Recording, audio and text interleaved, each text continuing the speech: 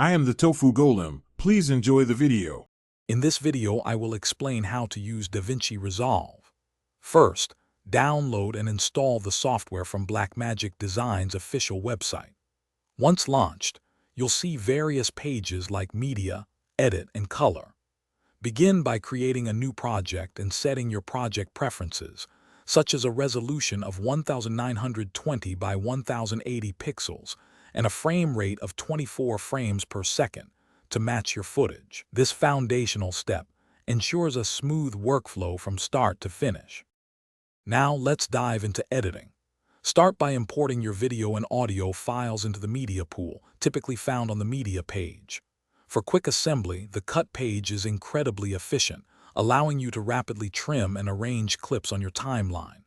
When you need more control, transition to the edit page.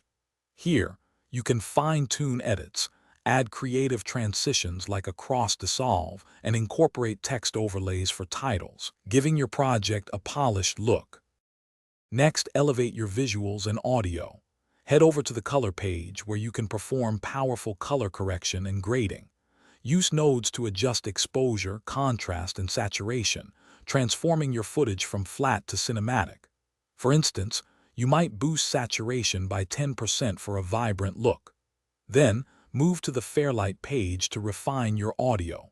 Mix multiple tracks, apply effects like noise reduction, and ensure your sound is perfectly synchronized, creating an immersive experience for your audience. Finally, it's time to share your masterpiece.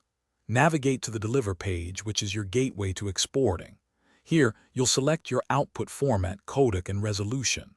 For web platforms like YouTube, 264 at 1920 by 1080 pixels is a popular choice, offering a good balance of quality and file size.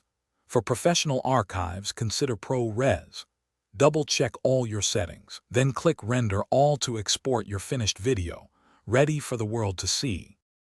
Thanks for watching. Consider subscribing if we helped you today.